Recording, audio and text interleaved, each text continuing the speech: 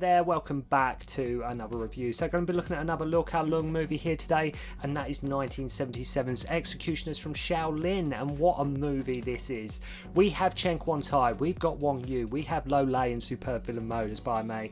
And what is great about this movie is that it sort of follows all the kung fu traits, formulas and conventions, but it also sort of breaks them at the same time. It takes everything sort of like what you think a kung fu movie is, it sort of takes that and in typical Kar-leung style just completely flips that on its head. The film is pretty much business as usual, but at the same time it feels fresh, it feels new and it feels inventive. Everything in this seems larger than life, with Lieh as our over the top evil eunuch, and if you cast your mind back to my King Boxer review where I said he is one of the most, you know, sort of not just most famous Shaw Brothers actors of all time, but in terms of kung fu villains, Lieh is definitely up there, and look no further than this movie here. As I say, him, this as our over the top evil eunuch is just superb. Wong as our hero, who sort of cross dresses. We have Chen Kuan-tai as the master of the tiger style, who is training hard to bring Pai Mei down. The film just has loads going on. As I say, typical Kar-leung takes what we know as a kung fu movie, takes that kind of aesthetic, takes that sort of setup and the right beats,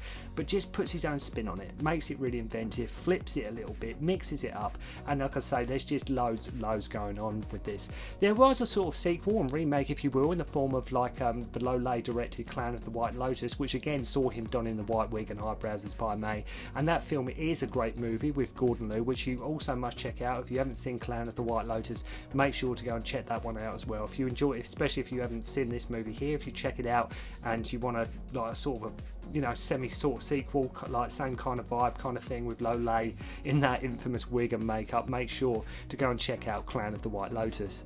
There was also Abbot of Shaolin as well, that was another movie, but Kar-leung here is sort of playing it safe but also breaking new ground. There was nothing new in terms of people from Shaolin wanting to avenge their master or seek vengeance, or like, you know, for what the Manchus have done. But what I always loved about this movie is that it has a lot of time jumps and time skips. Like we go forward a good number of years, several instances, well, a couple of instances in the movie. It's not just it begins and then it ends. There is actually some time skips and some time jumps, you know, that do happen. Like we go forward a good number of years throughout the movie, seeing Chen Kuan-tai's character Lieh Hong becoming a disciple and a student of Shaolin at the start of the movie, and the latter stages of the movie has become like a father, he's become a master in his own right and has become older, but his need and desire for revenge against Pai Mei is still there and it's stronger than ever. And again, once again, Chen Kuan-tai proving he can just carry a film superbly well.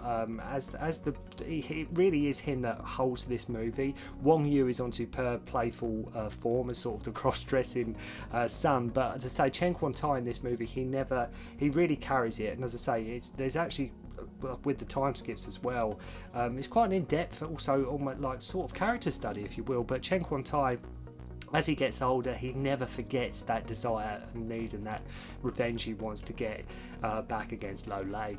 The action scenes are second to none, and there are a good few standout moments in the film, and that anyone with the slightest bit interested in kung fu movies will have a field day here.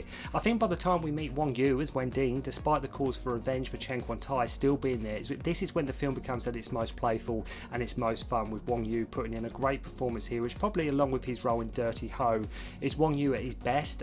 Dirty Ho is a huge favourite of mine, so Wong and Gordon Lieh in that really bounce off each other incredibly well. But make no mistake, in this film here, as much as I was praising Chen Kuan-tai in the movie, it also does belong to Wong as well, because like I say, he's in superb, playful, fun mode.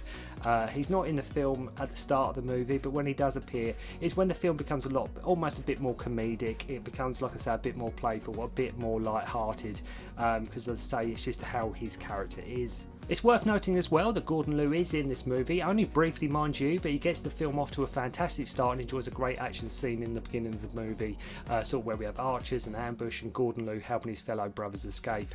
And it's funny actually, when you think of Gordon Lieh, there's a couple of movies that he's in before he hit the big time sort of with 36 Chamber. There's 2 or 3 Shaw Brothers movies you sometimes forget he was even in it. You know, you sometimes forget he was in it because he was in it such a small part, and Executioners from Shaolin is one of their movies. Like, you think, oh yeah, Gordon Lieh was in that. Yeah, he was at the start, but he does get quite a good action scene at the start, so it's not too bad. We get loads of the classic Shaw Brothers extras and supporting cast in this one too, from John Chung to Wilson Tong. So yeah, you could argue the start of the movie is somewhat generic, Hong and his fellow pupils hiding in these red boats under the guise of the opera troupe.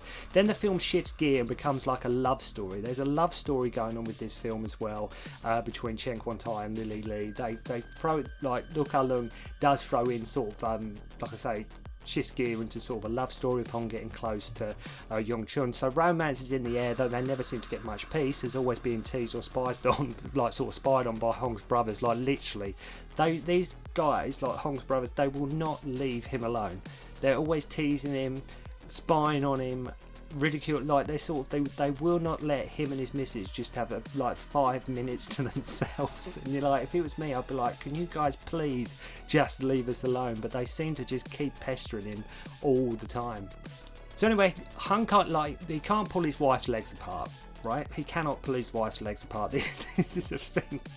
And Lieh actually done that I think she done it in Disciples in the 36th Chamber as well, if our memory serves, where she has this thing where somebody's got to pull her legs apart, but they can't actually budge them. I think Kar-leung in that is the one who's trying to pull her legs apart, but in this one, it's Chen Kuan-tai who's sort of trying to prise her legs open. So yeah, he can't pull his wife's legs apart, and that's what he has to do if he wants to have relations with her.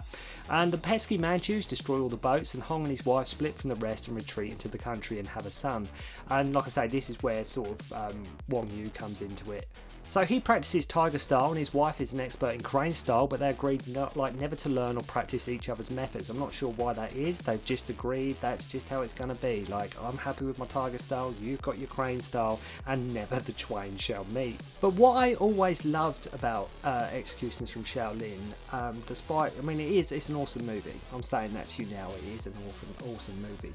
But it's got this whole multi-generational thing going on with it, and that's what I love about it. It gives that sense, like I say, time has passed. Chen Kuan-tai first grows like a mustache, and later his hair gets grey. So you're sort of seeing his character sort of evolve, get older, mature. But as I say, he never loses sight of sort of the matter of hand of what he wants to achieve. But I love that multi-generational sort of time skip aspect, where the film does. It's not just over the space of a week or a couple of weeks. No, there are actually years that pass in this movie, and like I say, it starts with the typical Manchus, Shaolin, that kind of thing.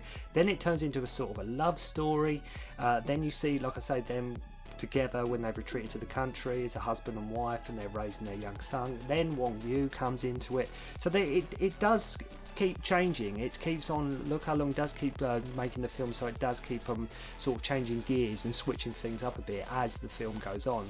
So the real sense of fun in this movie comes from both Wong Yu and Chen Kuan-tai, with the latter going on to take on Pai Mei. I mean, you can say what you will about Lieh in this role, it was just a character the man was born to play. When you see Lieh in the get-up, with the wig, with the just the whole look, him as Pai Mei in this, it's just that's how you want Lieh. You know, that's your classic kung fu villain, with Lieh just absolutely nailing it. So yeah, when he goes on to take him on the first time, what is interesting about that first bout is Hung is nowhere near good enough to take him down. He learns his weak point is open between 1 and 3 PM and practice on this giant gold dummy, and naturally of course goes to take him on again. So he's sort of, as I say, he basically gets his arse handed to him. Okay, Chen Kuan-tai basically thinks he's good enough, he's been training, goes to take him on, learns about this, like when his weak point is opened, and there's a big thing about the whole weak point thing, right, which won't go into too much. But yeah, he gets basically like not annihilated, but he gets beat, and he realises he's not good enough, so he goes back to do some more training. And this is probably my favourite scene of the whole movie, where Hong is having to fight his way up these steps to get to Pai Mei using his bow staff. I mean, like I mentioned in Challenge of the Masters, Kar-leung was great at directing scenes with a lot of people and a lot of extras, and this here is no exception. The choreography and camera angles are truly fantastic, and really is Kar-leung in a league of his own here. Not to mention that Chen Kuan-tai is having to fight these guys whilst going up some stairs. I mean, it's one thing having a great action scene with a lot of people that Kar-leung is absolutely directing his arse off, but the fact that there's weapon work involved, the fact there's quite a ton of extras here, quite a number of extras, and the fact he's having to sort of ascend these stairs as they're fighting, it's one hell of an action scene. It really is. It's almost the standout moment of the movie, proving yet again why, you know, Kar-leung directing his arse off and Chen Kuan-tai doing amazing stuff here. So basically, he fails, right? He's not good enough to take on Lieh. He's not good enough to take on Pai Mei. So Naturally, of course, that responsibility now falls to his son, Wong Yu.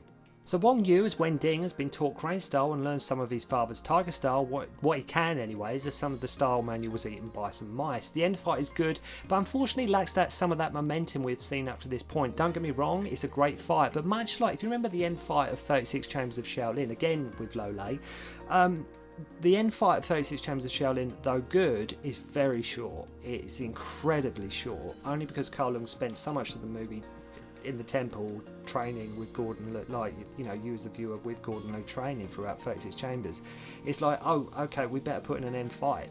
So the end fight in 36 Chambers does feel a little bit rushed, and it's the same here. It's a good fight, it's a really good fight, but unfortunately it's almost sort of over before it even starts, kind of thing. It seems, I would have preferred the end fight to be a bit more lengthy. Well, I wish it had a bit more, there was a bit more time given to that end fight, but it is just a tiny bit too short. But for a film about a cross-dressing hero, a white-haired eunuch who can move his weak point around, a love story, a revenge story, a father-son story, and even a training movie, you really do get a bang for your buck with this one. So there's a hell of a lot going on with Executioners from Shaolin. As I say, there's just a whole different kind of, as I say, Kar-leung just keeps shifting gears, keeps changing it up all the time, and like, despite what I just mentioned about the end fight being a little bit too short, it's still a fantastic movie. If you are for the first time, if you are watching this for the first time, you find it to be quite slow paced at first, just bear with it, as once Wong Yu appears and Chen Kuan-tai is taken on like Pai Mei, you will be having a blast with this movie.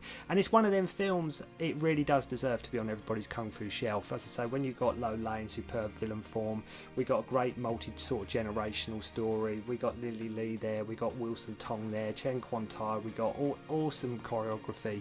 It really is a kung fu movie you must go and see. So thank you very much indeed for watching. Hope you enjoyed the review, and I'll see you again soon. Don't concentrate on the finger or you will miss all that heavenly glory.